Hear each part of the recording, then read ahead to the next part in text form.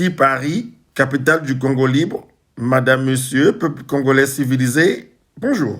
Savez-vous qu'il existe une catégorie de Congolais qui s'émeuvent facilement et ou abusivement lorsque nous informons le grand public que la veuve Céline Ngouabi a révélé, quoique en privé et dans sa langue maternelle, au président de la commission ad hoc assassinat de la conférence nationale souveraine de 1991, ce qui suit, je cite. Ah, Mpangi, muntu au, bau beni bauonda wo, ka bazololo kwa bauingila wo beto. Ce qui traduit littéralement signifie, ah, mon petit, ce sont eux-mêmes, entre parenthèses, les hommes du Nord, qui ont commis le crime, mais ils ont voulu, nous, entre parenthèses, les hommes du Poul, en accuser.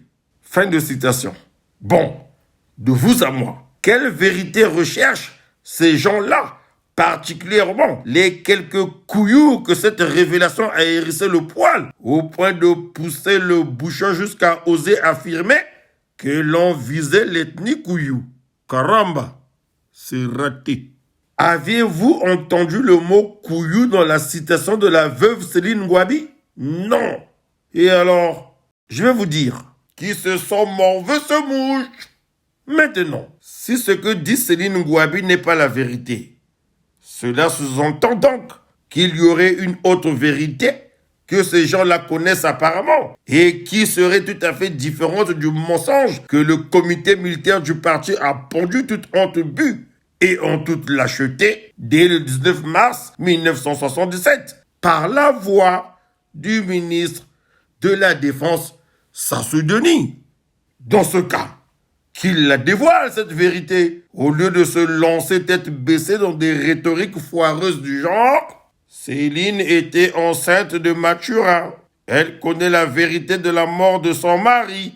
Fiotant. Mais la vérité dite par Céline est claire. Ce sont les nordistes qui ont bousillé le commandant en chef, leurs propres parents, pour parler comme les Congolais. En fait, ces gens-là, si j'ai bien compris leur motivation et ou leurs intentions, aimeraient que la veuve du camarade Marien Ngouabi raconte une histoire qui n'exposerait pas à la face du monde leurs parents couillous, ni ceux de la cuvette, même reconnus fautifs, mais qui seraient orientés ailleurs. Qu'elle invente une autre vérité. Qu'elle vienne, par exemple, dire ou affirmer que ce sont les Bakongo, 3 points de suspension pour leur grand bonheur à eux spécifiquement.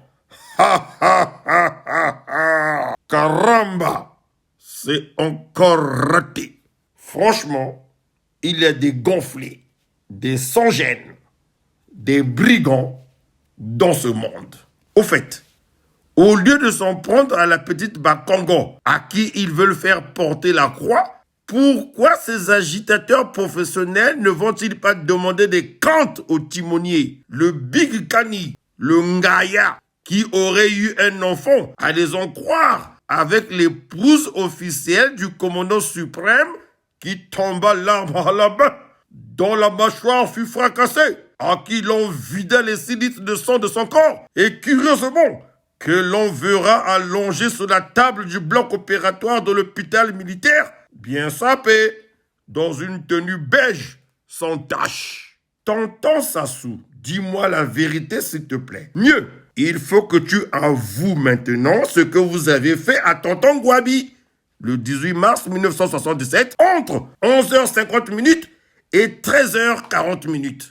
Le peuple veut entendre la vérité de ta bouche afin que, comme l'avait dit le camarade président Marien Ngouabi, son sang lave le pays.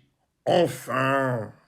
Au fait, songe à me remettre tes galons de général d'armée. Tu ne les mérites pas. Désolé. Peuple congolais civilisé, retenons ceci. Celui qui exige beaucoup de lui-même se sent naturellement porté à beaucoup exiger d'autrui. Une citation de André Gide.